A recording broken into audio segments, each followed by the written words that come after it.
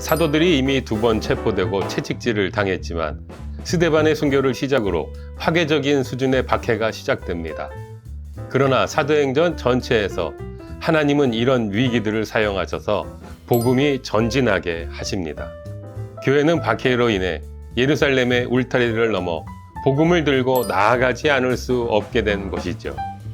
격렬한 반대에도 불구하고 복음이 계속 확장되는 사실과 민족적이고 종교적인 장벽을 무너뜨리는 복음의 능력을 예시합니다.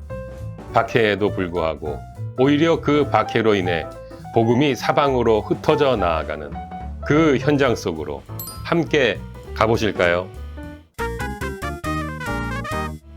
안녕하세요, 오만가족 여러분. 크리스찬 유튜버 정승일입니다. 한 주간 주님과 함께 행복하게 잘 지내고 계셨는지요? 오늘도 아낌없이 우리에게 주신 하늘 양식 사도행전 8장 1절로 8절 말씀 함께 받으러 가실까요?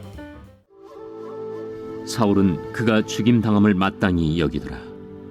그날에 예루살렘에 있는 교회에 큰 박해가 있어 사도 외에는 다 유대와 사마리아 모든 땅으로 흩어지니라.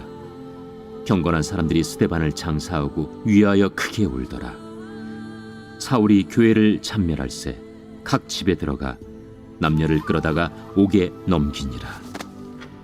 그 흩어진 사람들이 두루 다니며 복음의 말씀을 전할세 빌립이 사마리아 성에 내려가 그리스도를 백성에게 전파하니 무리가 빌립의 말도 듣고 행하는 표적도 보고 한 마음으로 그가 하는 말을 따르더라. 많은 사람에게 붙었던 더러운 귀신들이 크게 소리를 지르며 나가고 또 많은 중풍병자와 못 걷는 사람이 나으니 그 성에 큰 기쁨이 있더라. 아멘. 하늘 양식 잘 받으셨는지요? 박해 속의 큰 기쁨. 지금 바로 시작하겠습니다. 지금 우리가 읽는 사도행전을 통해 만나는 처음 그리스도인들, 처음 교회의 경험을 이렇게 압축할 수 있겠지요. 예수가 떠나심은 두려운 일이었을지 모르지만 그로 인해 이들은 하나님의 영, 그리스도의 영, 성령이 모두의 안으로 들어오시는 경험을 합니다. 아나니아와 삽비라가 하나님께서 이루시는 일을 심각하게 훼손한 후 죽지만 그 죽음을 통해 사람들은 하나님을 새롭게 경외하게 되었고 오히려 교회는 더 성장하게 되었습니다. 히브리파, 헬라파 유대인들의 갈등을 통해 교회는 오히려 소외되는 계층 없는 그리고 복음을 땅끝까지 전하기 위한 리더십 구조를 갖추게 되었습니다. 항상 나쁜 일처럼 보이는 일, 심각한 걸림돌처럼 보이는 일들을 만날 때 성령께서는 그 걸림돌이 변하여 디딤돌, 좋은 일이 되게 하셨습니다. 이 패턴은 오늘 본문에도 반복되어지고 있지요. 시작은 비극이지요. 스데반의 순교가 대규모 박해로 이어지는 것입니다. 박해의 앞장선 자가 바로 예수를 믿기 전에 사울이었지요. 본문 3절은 사울이 교회를 잔멸했다라고 번역되어 있는데 이는 사울이 교회를 철저하게 파괴하기 원했다는 뜻이지요. 많은 남녀가 투옥되었고 그리스도인들은 교회는 흩어졌지요. 그날에 예루살렘에 있는 교회에 큰 박해가 있어 사도 외에는 다 유대와 사마리아 모든 땅으로 흩어집니다. 비극이 아닐 수 없지요. 그런데 그 비극 속에서도 하나님께서 그 뜻에 순종하는 사람들을 통해 이루시는 일들이 일어납니다. 그 흩어진 사람들이 두루 다니며 복음의 말씀을 전할세. 박해 때문에 흩어진 사람들이 가는 곳마다 말씀을 전했어요. 사람들은 그리스도인들이 보이는 표적을 보았고 복음을 들었고 회심하여 세례를 받게 되었습니다. 우리가 하나님의 이끄심에 순종할 때 우리의 삶에 나쁜 일들을 통해서도 좋은 일들이 일어날 수 있음을 우리는 오늘 본문에서 한 번 더 확인할 수 있는 것이지요. 박해에 주도적인 역할을 한 사람이 사울이었다면 전도에 주도적인 역할을 한 사람 7사람 가운데 하나였던 빌립이었습니다. 빌립이 사마리아 성에 내려가 그리스도를 백성에게 전파하니 무리가 빌립의 말도 듣고 행하는 표적도 보고 한 마음으로 그가 하는 말을 따르더라. 복음이 사마리아로 전파되어 사마리아 사람들이 회심합니다. 분명 박해는 비극이었지만 그 비극을 통해서 예루살렘과 온 유대와 사마리아와 땅끝까지 이르러 내 증인이 되리라 하신 말씀이 현실이 되었습니다. 본문 1절이 사도 외에는 다 흩어졌다고 기록하고 있는 것의 의미는 무엇일까요? 사도들은 박해 가운데에도 예루살렘 교회를 지켰다고 볼 수 있거든요. 사도행전과 신약성경 전체 그리고 초대교회 역사를 살펴볼 때 이 박해는 주로 히브리파 유대인들이 아니라 헬라파 유대인들을 대상으로 한 것이라는 연구도 있습니다. 아무래도 히브리파 유대인들은 전통적인 유대교와 공유하고 있는 부분이 더 많았고 헬라파 유대인이 전통적인 유대교 입장에서는 받아들이기 어려운 급진적인 가르침으로 간주했을 가능성이 높았기 때문이라 생각할 수 있다는 것이지. 첫 번째 순교자가 히브리파 사도들이 아니라 헬라파 지도자 스데반이었던 것도 같은 이유로 볼 수 있다는 것입니다. 이 과정에서 본문이 기록하고 있는 구체적인 에피소드가 있습니다. 이 사건은 시몬이라는 사람과 관련된 것입니다. 사마리아의 복음이 전파되는 과정에서 시몬이라는 마술사가 회심하지요. 이 사람의 마술도 사람들이 하나님의 능력으로 여길 만큼 대단한 것이었지만 이 시몬은 사도들을 통해 진짜 하나님을 경험하게 되었습니다. 그런데 이 마술사 시몬은 사도들의 능력이 성령의 역사하심을 보고 돈으로 이 능력을 사려고 시도하죠. 베드로는 이런 시몬의 시도를 격렬하게 책망하고 단죄하지요. 영어로 성직 매매를 시몬이라고 부르는데 바로 이 시몬의 이름에서 유래한 단어로 알려져 있는 것입니다. 이제 하나님 나라 복음은 사마리아의 경계를 넘어 아프리카까지 확장되어 나아가게 되는 거예요.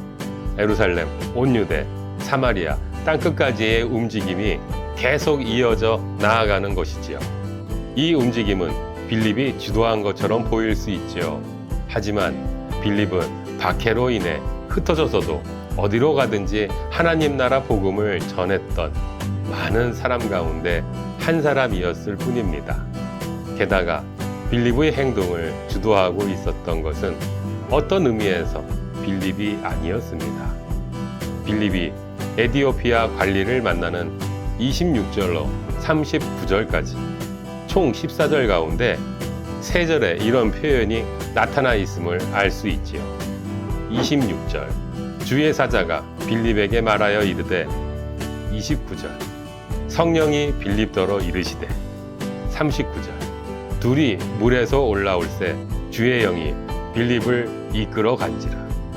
빌립이 예루살렘에서 가사로 내려가는 광야길을 선택한 것도 거기서 에디오피아 관리의 수레에 가까이 다가가서 전도한 것도 그 관리에게 세례를 베푼 이후 다른 곳으로 이동한 것도 모두 성령의 이끄심을 통해서 이루어진 일이었음을 본문은 분명하게 증언하고 있는 것이지요.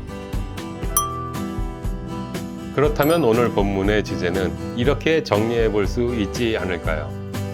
예루살렘 초대교회에 박해가 일어났습니다. 어떤 사람들은 남았고 어떤 사람들은 떠났습니다. 모두 자기 자리에서 복음을 전했습니다. 필요하면 그들은 서로 협력했습니다. 빌립이 사마리아에 복음을 전하며 세례를 베푸는 과정에서 예루살렘 사도들이 합류하여 사마리아 사람들이 성령 받는 과정을 돕습니다. 이들의 역할에 어떤 충돌이나 갈등도 없습니다. 그저 하나님의 일을 합니다. 복음을 들은 사람들의 삶은 변했습니다. 무엇보다 이 모든 것이 성령의 인도하심 가운데 이루어졌습니다.